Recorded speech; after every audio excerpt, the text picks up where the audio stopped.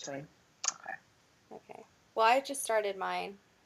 Okay, I just started mine too, so here we are again, Heather. Hi. How are you feeling? Because the last one was well received. I love that one with Sammy Sam. Sammy Sam. Aww. That was a good one. Yeah, it was nice hearing positive feedback. I mean, Yeah. it doesn't matter how much you get, you're still always going to be really, I don't know, dowdy about it. And I think it's not just me, it's like every medium goes through doubt. No matter I agree. how much they try and say, oh no, it's okay. I don't doubt, like they seem like they're super confident. It's part of the human ego. It's right, part and of even if being you human. are super confident most of the time, Yeah. you might have that one day where you're a little off. Yeah. Yeah. It's just part of being human. Is it too dark on my side? No, you're okay. Your background's dark, but but it's supposed to be. I don't like it when it's backlit and there's shadows you. So this is, my fluff. She channeled my hair and asked my hair if it liked its new cut. So silly. Okay. Okay. So we're gonna channel Voltaire today, and yes. And why are we choosing Voltaire? Because tell us a little bit about that. He and I have a very close relationship. I am a writer first and foremost, and I have a couple of books published, and he is my guide, my spirit guide with that. He helps me. Also, he helps me with my confidence when it comes to writing. He helps me with philosophy, overall morale of who I am, and he's part of my baby's daddy's club, and that's what I call it.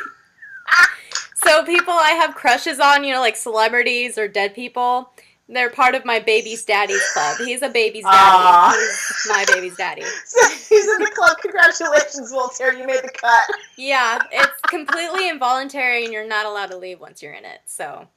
Oh, really? Okay, I didn't know that. I bet I'm in that club.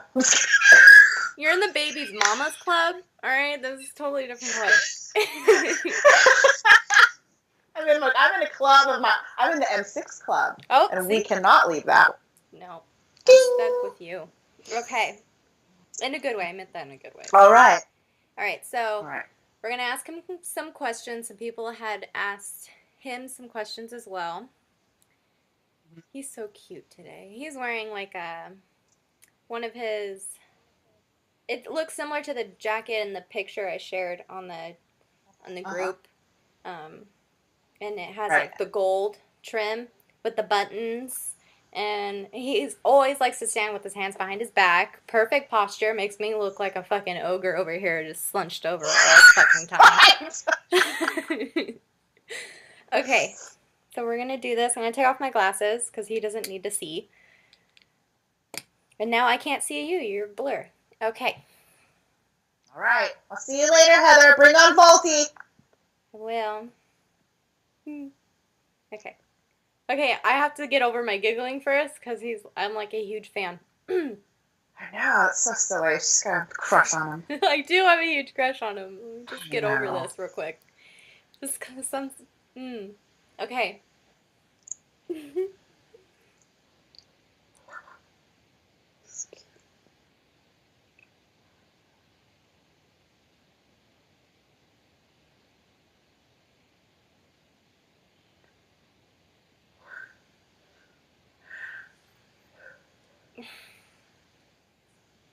I've gotten used to this. Yeah, it's quick. Not all the way. It takes a couple of minutes for me to get a firm grip. In the meantime, let's exchange pleasantries. Hi, Voltaire. How are you? I'm very well. I hope you are doing well yourself. Well, if you've been paying attention, you know I'm all over the place. I've been talking to you a lot. Are you listening? Always. Aw. Because, when I was in Florida, oh God, here I go already. When I was in Florida, you said something to me that people have been trying to tell me for a while now, and it finally clicked with you. And I made a really big change in my life. So thank you for being that catalyst that I needed so badly. Thank you. Okay, so I have a good grip now.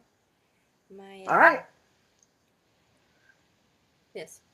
She's either nervous tonight. Okay. And she's wearing a bra for the first time. I'm very proud of her. What do you think about that? They're not very comfortable, are they? It's very tight fit. It's nice. So funny. I love it. I'm going to compliment too much on her under attire.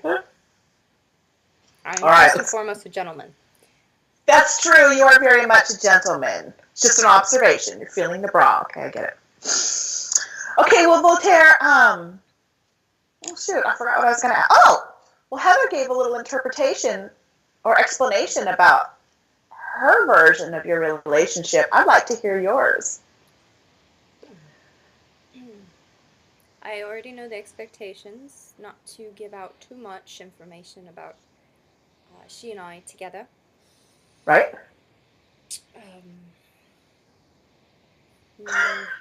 Let's see. Something other than the baby daddy.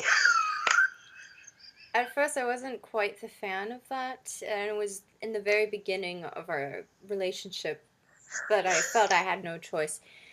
I found it rather funny. It's a little bit funny. She,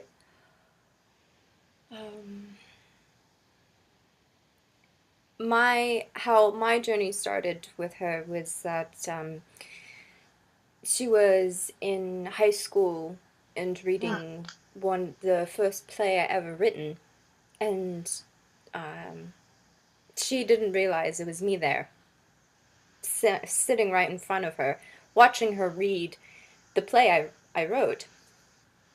And she actually loved it. She wasn't like everyone else in the class thinking, oh, I have to read this now, and then I have to write the essay after.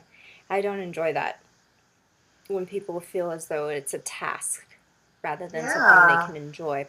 I feel it takes away from the journey of the story.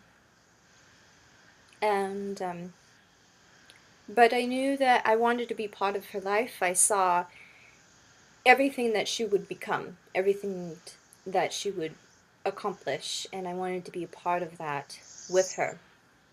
Before, I wasn't a guide for her. It was someone else. And when she got into college and she started to read more of my other works, I was right there with her. I was waiting for that moment. And as soon as she saw me, I immediately asked her if I could be her guide. This is her asking me. And she was giggling, and that I found that the best. That was the best part, was her constantly giggling, and I would pull some charms on her. Like what? Kiss her hand and compliment her. And you wooed her. Yes, yes. Yeah. I've always been a flirt. You've always been a flirt? Is that what you said? You got a little flirty with me, too. I cannot help it. It is who I am. It is in my nature. I'm flirty, too. I asked you one time if, because Heather and I are very similar vibrationally, I asked you if we had similar personalities. Do you remember your answer? Oh. Yes. Oh. Let's not repeat that now. I don't want people to hear that and think I'm racist. You went straight to that. You're so funny. Well, one of the things that Heather and I are doing, we spoke with Sam last week, and, people received it really well. I was really proud of her because I know she was nervous, and she did great. We've all been trying to kind of push her. She did so well. And one of the things that we're trying to teach teach and explain and all that stuff is these relationships with non-humans, non-alive humans, interdimensional relationships. I don't really know what to call it. That will work. So I'm very touched by your relationship, the way it started and the friendship it became, and, the crush. You guys have this crush on each other, and it's just so beautiful. Most people don't believe that spirits could love in this way. They will believe that it is a negative presence if that kind of relationship were to spark between a spirit and a human. But people tend to forget where that emotion stemmed from source. Yeah. And source loves in many different ways, romantically, as a friend. Right. And as a father or mother. So to say that a spirit cannot love romantically, that is putting us into a box that doesn't exist. For people, if they do not feel comfortable with that kind of relationship or don't want to understand or perceive it in that way, then they will not have that kind of experience. But don't try and box in other people with your beliefs. Be aware that it is your belief, and it is quite fine to have that. There is nothing wrong. And that person who believes that is not wrong in any way. I don't want them to think that either. But what I disagree with is when, and this is my entire stance, even as who I was as Voltaire. Okay. Do not box people into your own beliefs, because that angers me. Do not push people to believe in what you want them to believe in. Does that make sense? Absolutely. In fact, what you're saying to me, you said even as Voltaire, because in your time, you lived in you were in relationships that just wouldn't fly these days. your menage relationships that, I read about and found on my Wikipedia page, et cetera, et cetera. But, even back then, things were a little bit different than they are now. And we put the relationships in the boxes. And we're here, me, Heather, and you, and whoever else gets involved in this, to break those boxes down. Yes. Rip down those walls, whether it's with spirit or human or anything else. Things don't have to be the way that we are told. There's enough love all the way around. Yes. And it really comes from only humans believe this way about spirit, because they have been taught their whole lives that anyone that is dead cannot be in these type of relationships, that it is unhealthy, that it is bad, it's evil. And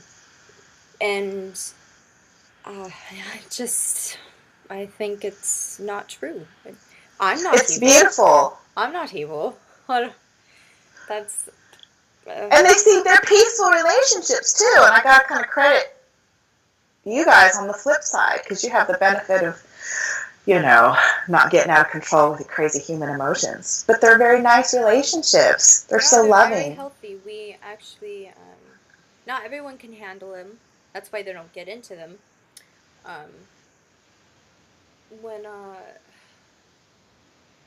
It's a delicate dance to have that you cannot be with this person physically. Right. It's a different form of love. It's not exactly physical. That physical part of it isn't involved. At least for me. I don't desire sex. Although it's a bit different. It's just a different feeling. I'm not sure. Well, yeah, because you're talking about physical. Yeah. But there is physical. It's not physical like I'm going to touch human flesh. Yes. But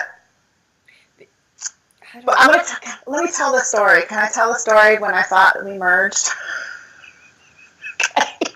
Well, I had a bad back. So I was going to do a meditation and I asked my girlfriends for some healing.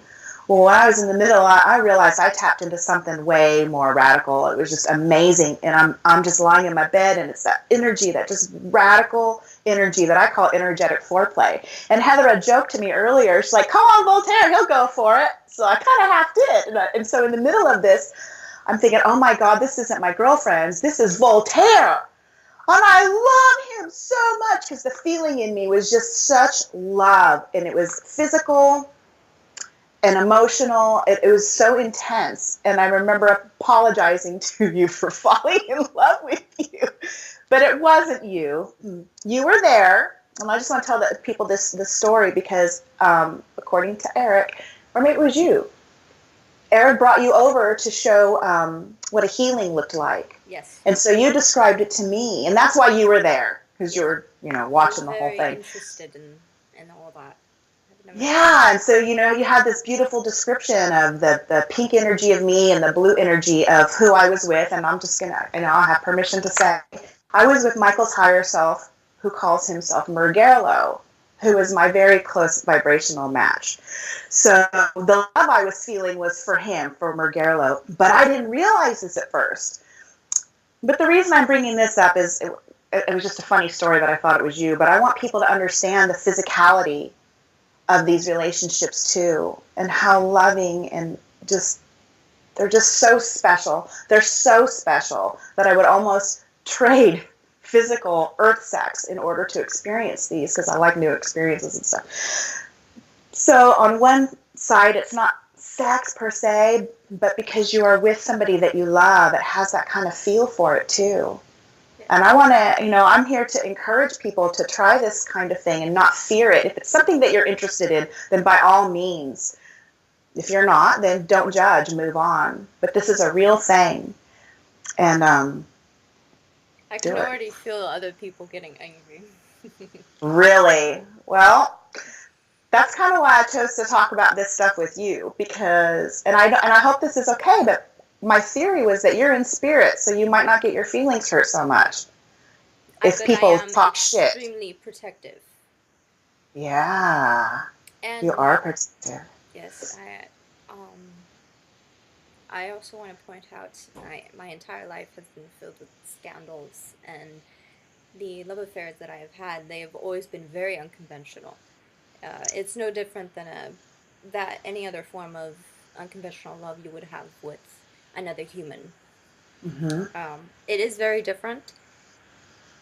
I can't imagine being human and then experiencing this kind of complex relationship, but it's not for everyone. Not everyone's going to be able to handle this kind of information even.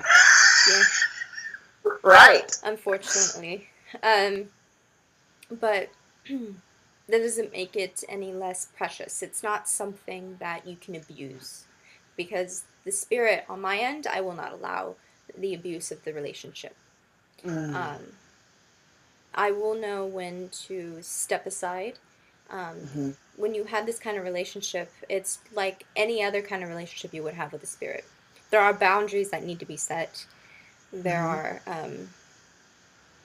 not really protections, but expectations that you need to discuss with the spirit, like you would any other spirit, saying,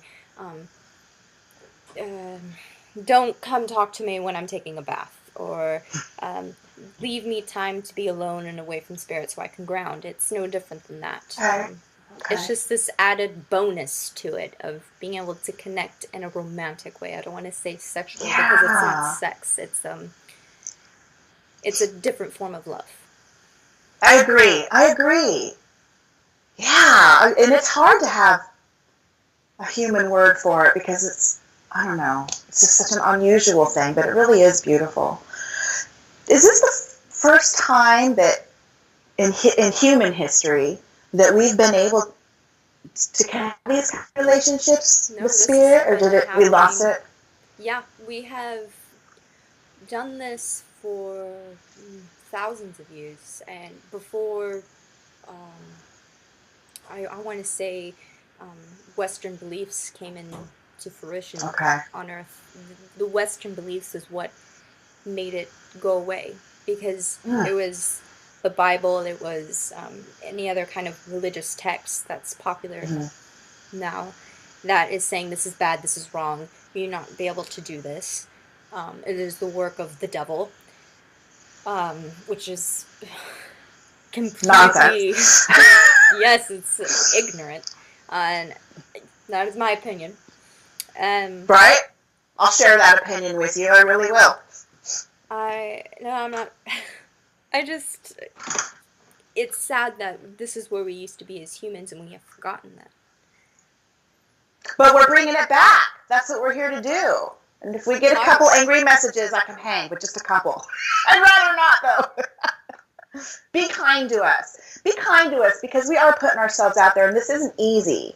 So, be nice. Your fellow soul. And when you think about it, it is their human ego that is saying that, not their true soul selves. That's true. That's absolutely true. Okay, I'll have some more compassion just in case that, bites me in the ass a little bit. Okay, well, maybe this stuff will come up some more, but I'm going to start with the questions that we've solicited from the, from the Channeling Eric group. People want to know if you know Eric. There's the look already. My love. I love the sparring between you two. You guys didn't get along so well at first, but you still don't. But now it's very playful and hilarious. What's Eric doing right now? Standing there like a know-it-all, as though he owns the universe, with his arms crossed, saying, "That's right. They asked through my group to talk to you." That's right, Eric. You got your own group. I bet Voltaire's got his own group too. I have many groups. I'm taught in schools. What are you taught in? On the internet. It's so funny. You are taught in schools. So I'm going to ask you some questions about that. And Eric, feel free to bust some chops. I love that part. Okay. How do you feel, Voltaire, about your writings being part of the school's curriculum in today's, well, it says today's France, but I'm going to invite you to say, comment on everywhere or France, you choose. I find it quite humbling that my work is still so prominent. However, I don't enjoy that the students no longer enjoy my work. They see it as, like I said before, as a task that they have to accomplish in order to get this grade. They're not enjoying the actual words that are written, and they're not enjoying the journey that the characters are taking. Right. And that disappoints me. Every once in a while, there will be a student that greatly enjoys it and can see through all the questions that, say there's a questionnaire they have to answer after each chapter. I don't like the questions. I wish they could just read the book and have an open discussion in a classroom. Yeah. Versus having to worry about writing an essay, because they're no longer focusing on enjoyment. They're focusing on the grade. Right. That is the one thing that I disagree with. However, I had to do those things myself in school. Well, tell me if Heather's enthusiasm for you, was that like a beacon? Because, there's people all over the world reading your stuff, but her enthusiasm must have been so shiny. Yes. I don't go towards those that do not enjoy my work. It's not because of an ego. It's just more of... Why would you? Right. Well, there's no point. Right. They're not going to give me the time of day. I won't go near them. Oh, that's so sweet that she was just so lit up by you. Do you know why? Is it just her personality, or is there some other stuff, or is that like a secret? Okay. We'll let her another day. Yes, it would be too much ground to cover. I understand. My one story took forever, but I like that story. Okay. Here's another question for you then. Have you incarnated as any other famous person since or before Voltaire? No. Do you have any more Wikipedia pages? No, I do not. I have the one. I haven't been on Earth since then. Okay. I'm going to slip this in there. Do I have another Wikipedia page? No. Oh, okay. Thanks. No. Okay. Here's another... Okay. Are you aware that Candide has withstood the literary and popular test of time so well? I'm sorry, do you what? How did you pronounce that? I'm sorry, I don't know how to say it. I said Candide. How do you say it? There's no little lines on it for emphasis. Candide in French. Candide. Is it supposed to have a line on the E? Yeah, and in English, it's correct. You continue. Okay. Pronounce it how you will. No, I want to pronounce it how it's supposed to be. Say it again. Candide? Candide. What is Candide? Je peux parler en français un peu. Okay. Très peu. Okay. Are you aware that Candide has withstood the literary and popular test of time so well? You read that kind of course you're aware. Oh, am I aware? How could you not be aware? And I'm quite proud. Aww. Do you okay, well that was the next question. Do you have any feelings about being remembered for the work? You're ahead of the game. I'm quite proud. I am humbled at the same time. And that was what I was meant to do.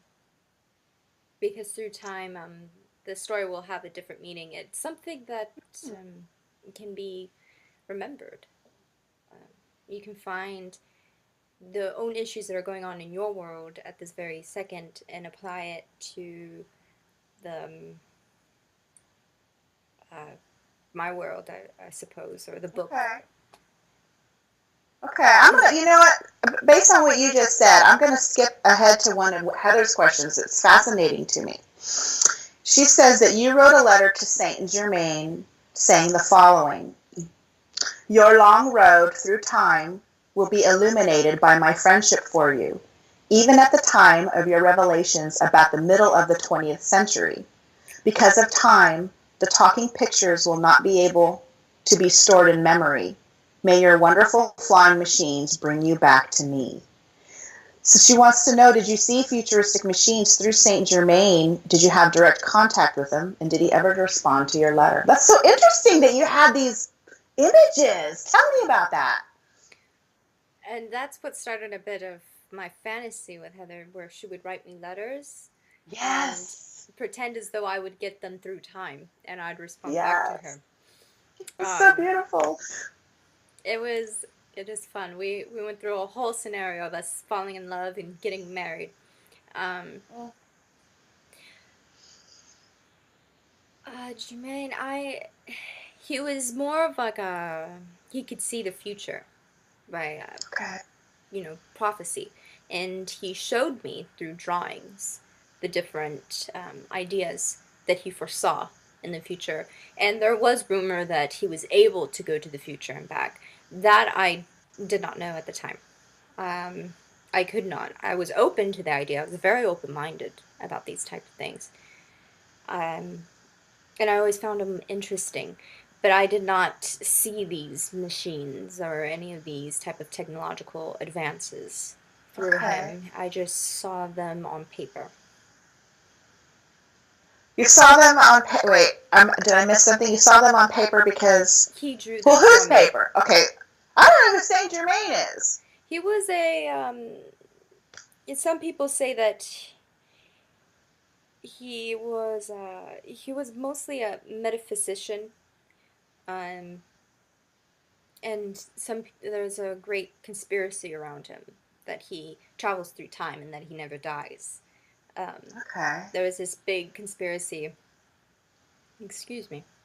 of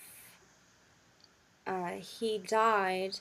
He was a man named Jean, I believe, and he died as Jean, but he was still alive. He just came up with an alias name. At the time, I didn't believe in any of that. I thought it was all horseshit.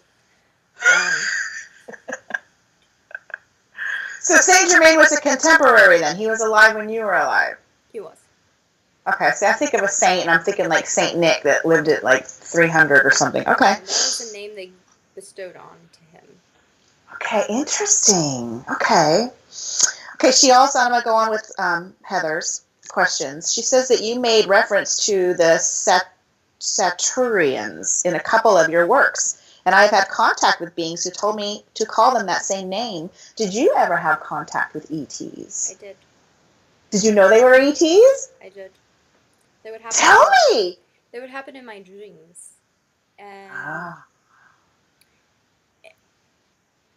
And this is the part where it gets rather unfolding.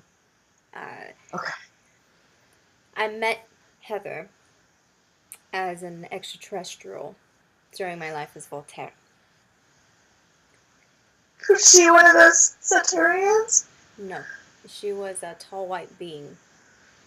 Very beautiful. And that's what really brought me to her when she was human, as she is now. As I remember. Wow. Wow, does she know that she was a tall white? Oh, she's going to love hearing this. I wonder if Sam knew before. Do you know if Sam knew? He knew. There's this... I don't want to get into that. That's for her to figure out, not me. I don't want to. Oh, God, I just love these stories. Oh, they're so awesome.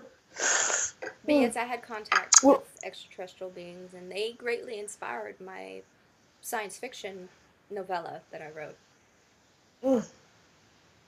I'll have to check that one out. Okay, well, she wants to know also. She cracks me up. Since I haven't been spending so much time with you, what have you been up to on the other side? Do you hang out with Emily now? Still jealous. I like that. Just enough. Just a little bit of jealousy. I don't want it too much. Just a little bit, and it's funny. Just enough to boost your non-existent ego. No, I don't talk to her as often as I used to when I first crossed over. She and I have gone separate ways. It's not sad. It's just we're doing different projects. We'll say hi to one another, but I'm not as romantic with her as I was in my lifetime with her anymore. So no, I have not been spending time with her if that's what she's worried about. I would never cheat on her. Never. If I could wink, I'm winking. Don't be a bad boy. She still want to keep you on those jealous toes, Heather. Well, do I hang out? Do I hang out with Emily? No. Okay. Because I have a connection to Emily. You do, but not anymore. Really? Not on the other side. You were not that close. You abandoned her when she became pregnant. Oh, God, what an ass. And you didn't. So funny. Voltaire didn't like me when I was there because he loved the girl that I got pregnant. And then my baby killed her. But that was a plan, and it was okay. And he went on to do his life's work. It was an infection she got due to the pregnancy. Right. Okay. And, if you've been following along on the Shiny Show, I've been just bugging the other side to tell me about my Wikipedia page. And here comes Voltaire just like spitting it out. So thank you for that. I really appreciate you not making me work for it like everybody else tried to do. I did get scolded. Not that I was really in trouble, but I can't get in trouble. Who got you in trouble? I can't get in trouble, but it was your whole group, your higher self. Our M6. Yes, they said that you needed to solve it for yourself and to not do it again. I wasn't in trouble. They weren't yelling at me because spirits can't get in trouble, but it was more of a discussion of we didn't appreciate that. Oh, well, I appreciate it. Thank you for putting your neck, do you have a neck? Your neck out for me. I do now. I have one right now. All right. Well, thank you for that, because that really thrilled me. I loved that part. Okay, so I'll have more questions from the group then. How did your crossing over go? What was it like for you? The feeling of death, that death was painful. I don't remember it, but I I don't feel it right now, but I recall it. It's like the word pops into my head saying painful. It was painful. I can't recall. Do you mean actually death was painful? Yes. Leave? Okay. I didn't go out very well. Oof. When I did leave, the first person I saw were my family. Emily was holding my hand, and my father, who I did not have a very good relationship with, was there, and I cried. It's hard to remember. After they surrounded me, it was I wanted to stay there longer. I met them and I saw them. They left. I told them I wanted to stay, and I watched as how they treated my body and what happened with it, which I believe we discussed earlier, and that was quite comical. Yes! Can you tell that story, will you? Please. So at the time, I did not say my last rites to the Catholic priest because he wanted me to denounce everything I've ever written and to beg for forgiveness. And I had way too much pride to do that. So I never did my last rites, therefore I would not be buried in a cemetery. They would just dump my body into a dumpster. Those were the times. And because of that, and everyone knew I didn't say my last rites because it was this huge scandal that somebody told me, somebody said that I said to a priest that what I literally said was now is not the time to make enemies. Instead, people said that I told the priest to go to hell. I did not say that. And that happens a lot when you're a celebrity. They kind of misconstrue your words. So what ended up happening is I was in Paris, and they dressed me up as though I were alive with makeup and clothing, and they walked me out to the carriage and had me sit down in a carriage and rode me back. It was interesting. I saw that movie. You're at the beach house, at Bernie's beach house. Some people would think, oh, that's such a disgrace to his body. I found it funny because it's not hilarious. My body. I felt so disconnected to it, but I still wanted to see what would happen to it. And I found it hilarious. I thought this is the greatest passing that any spirit has ever had. It's quite the show. I got a show. I got a death and a show. Did people know that before you're telling this right now? I mean, is it in history books or anything that this happened? Yes, I believe so. Okay. It's not so commonly known, but it is. That is a great story. So you're propped up in the back of this carriage or coach with all your sparkles and ruffles. Was it summer? Were you getting a little bit ripe? It was summer. It was May. Gross. It was. And it takes weeks. Story. It takes weeks on those carriages to get to the destination. So by the time we got there, my body was... The smell was horrid. So I know it's just, your body. It's just, your human suit and you're over it as a spirit. But how do you feel? I mean, are you cool with it now that you're, Yes, I'm fine with it now. But at the time, I was thinking, why didn't you just let them throw me into a dumpster? It would have been so much better. That's truly disconnected. I'm done with it. I'm over it. That's funny, Voltaire. I'm so glad you shared that story. Okay, I think I might be out of questions. I'm not sure.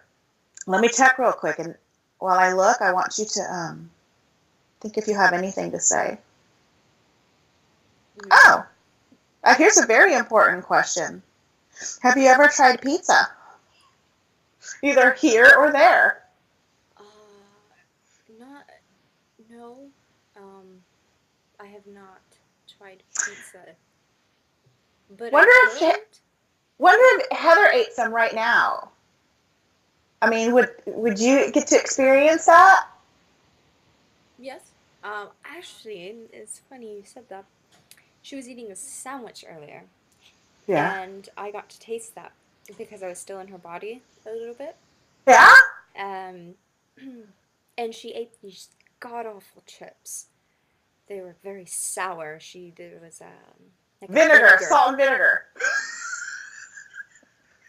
Those are a little gross. Some people like this. She likes hot fries too. Maybe you shouldn't. I told her eat not when to. she... I told her not to eat the hot ones, and she said, "Oh, we'll have these ones then. These are fine." Well, they weren't hot, so I have to give her that. Well, they were hot. Oh, that's so funny. Okay, and we already. Heather, don't do that to Voltaire. What do you want to eat? What do you miss? What's your favorite food? I miss pigeon. Pigeon? Was that weird? I don't know if we still eat that here. No. I miss that. But it's not really the pigeon, but the glaze they would put on it. Ah, that sounds like it's full of sugar. I like it too. Yes. And I would eat the glaze. I would have the cook get the pigeon, and I only wanted small pieces. I didn't really like eating meat too much. But some people say I'm a vegetarian. That's not true. I'm not a big meat eater. Okay. But I would ask for this honey glaze. It was a type of, not honey, but the consistency of it was like honey. And it was delicious. I would just have spoonfuls of it. And people thought I was strange. And people already thought I was strange, so... Were you a weird guy? I was considered very strange. Did you like that or not so much? I did. I loved being seen as... and that's not so often recorded in their history books, how people perceived me to be not strange in a negative way, just quirky would be the proper word for it. Okay. I'm thinking now, like I didn't mean to, but Marilyn Manson popped in my head. He's weird. That. Not. Do you know who that is? Yes. Not that weird, but just because he's off, he probably loves that. People think he's weird. That's the whole point. I did too. I loved it because I tried to be as. Earlier in my life, I was bullied a lot by my fellow classmates growing up, and when I got older, by then it was because I was so different, and it was as though they could feel that off of me. So I chose to embrace it. Most people try their hardest to fit in. I chose to embrace this. Good for you. How different I am. Boy, I bet that just changed your life, that decision right there. It did. It really did. It really heightened up my confidence. Not so much, actually, but it kind of clouded it over with this layer of confidence. But really, underneath it, I was quite unsure of myself. And if you really pay attention to the decisions I made and the things that happened in my life, you'll see how my insecurities took a big role in everything I did. It's hard for us to picture, at least for me, to picture somebody that's so historically prolific, etc., having insecurities. I had no idea I was going to be like that, or else maybe I would have conducted myself quite differently. Yeah. Is there a parallel timeline where you didn't make that decision to embrace your weirdness, and did your life get fucky? No. I was always meant to be the person I weird. Yes. Okay, that's cool. Okay. I ended up because of the bullying, it made me have to be quick on my feet because physically I wasn't that great. I couldn't fight. I tried once. I almost got into a duel. Oh, and that would have ended terribly for me. A duel? Like with guns? Like take 10 spaces, turn around and shoot each other? Or like with swords? I did have a pistol. And I had a sword, and I took classes in order to learn for this duel just to... This man, I don't want to get into it. Okay. I love that you took dueling classes. sign up at the local junior for college. This one man who ended up just. I hope it wasn't me. No, it wasn't you. So funny. Okay, I have one more question that doesn't really have anything to do with Voltaire, but whatever. You're over there. You got all the answers. Does the full moon affect... Well, it kind of relates. Does the full moon affect the spirit world like it does our world and anybody Earth connected? I don't know. Not so much us, more of the connection with humans. Because it affects us, and therefore it will affect our ability to connect? Yes, not in a negative way. Well, in which way does it affect? Is it like when the full moon's out and we get all crazy, we're open, or what? More open, I would say. It can throw people off. It just depends on the individual. I cannot speak for everybody. Okay, this is like a big mishmash of questions. You know, I was all over the place. We talked about the moon, and we talked about romance, and we talked about pizza. We got a little piece of Eric. Hi, Eric. So I'm going to, you always get this look of exasperation just by the mention of his name. Because whenever you do, he just pushes in his face next to mine and just tries to squeeze himself through. I have the body. Yes, it's Voltaire's turn. What are the other ones doing? What are Heidi and Fairy Girl doing? They're not here. Oh, okay. I thought they were always there. But Eric is her bodyguard when it comes to trance channeling. So he's standing right behind me with his arms crossed, watching me intently, making sure I don't touch anything I'm not supposed to touch on her body. I think that would be more you doing that rather than me. I know! You need to be the bodyguard. So funny. You guys are great. I love you too. I do love him. I love him, but we like to pretend fight. That's what it is. Right, you're frenemies. I love that. Okay, so do you want to have any kind of messages that you want to share? I'm going to wrap this up. I enjoyed this. And it is a full moon tonight, so the connection tonight was a little, what's that word you say, wonky? I do enjoy that. I like that word. I like it too. It was a little wonky, but I became accustomed to it. And that's it. I don't have much to say other than be kind to one another. Then what? Be kind to one another. Right, be kind to one another. Okay. Well, thank you for helping Heather and I on our mission to coexist with everyone. Eric, you're next, so get ready. Okay, Voltaire. Thank you, and I've really grown like a huge fondness for you. I feel love for you. I think about you, and I get really feely because you've just really helped me a lot. So thank you for that. Okay, I'm going to send you on your way and bring Heather back, okay? I'll see you next time.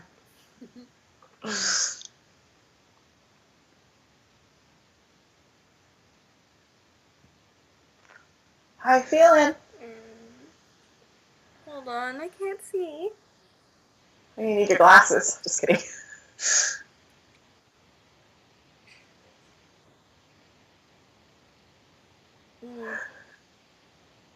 That was a weird one. I don't know. How much of it are you like aware? Because I know sometimes you're there eavesdropping. Just kidding. I am eavesdropping. I kind of fell asleep.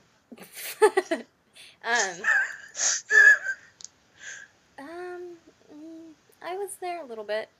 It was kind of. I think it's because it's so late for me. I don't know. It just felt weird. I don't know how to explain it. It just felt really weird. I don't know. Well, we did good. It was like, it was like I was hoping it was. Like a couple of friends talking. It was like me interviewing a friend, but still like a friend. Because he's my friend. He is. Voltaire's my friend. It's so weird. So, yeah, you're going to enjoy watching it. And I hope everybody else does too. And, you know, I'm going to say it again. You know, take it easy on Heather and me, because we're, you know, we're putting that shit out there, and it's a little intimidating. Well, what did you guys talk about? Well, I told about the pink and blue with Mergarlo. But, you know, speaking of you, like, being on the sidelines, when Voltaire was telling me that story originally, he's like, Heather keeps bugging me about Harry Potter wands. I don't know what she's talking about. So I mentioned it to you later, and it was perfect because it was the blue spark and the pink spark, and they were meeting in the middle from their wands. That was really cool. So, you know, you are aware sometimes and pop in there. But I won't, I don't know. It just depends. Like tonight, I was probably more aware than usual, and it was more of, instead of me standing outside, standing right here, it was more of like I was in the back of my head, and he was at the front of my head, but I was still in my body. It was nice, so it was more of like a semi-trance rather than a full-on. Okay. Because I remember some things, and that's okay. It doesn't make it any less real. It's just there's different forms of trance channeling, and I guess tonight we decided to share a single body together, which felt really cramped. It feels so cramped. Yes. I feel what do you mean it feels cramped? I mean, can you describe it? Is it like being in a room with another person when there's not enough room? Yeah, like it feels like I'm not trying to compete for space, but it feels like I'm being squashed up against a wall, and that's the best way I can describe it. It's not uncomfortable. It's just that's what it is. Okay. Yeah. Okay, well, I'm going to give you a chance to, I don't know, drink water and eat salt and vinegar potato chips. Oh, yeah. He didn't like those, by the way. They're fucking delicious, man. I don't care what he says. Okay, so you go take care of that. I'm going to review and you review, and I'll talk to you tomorrow. Okay. I love you, Heather. I love you too. Okay, bye. Bye.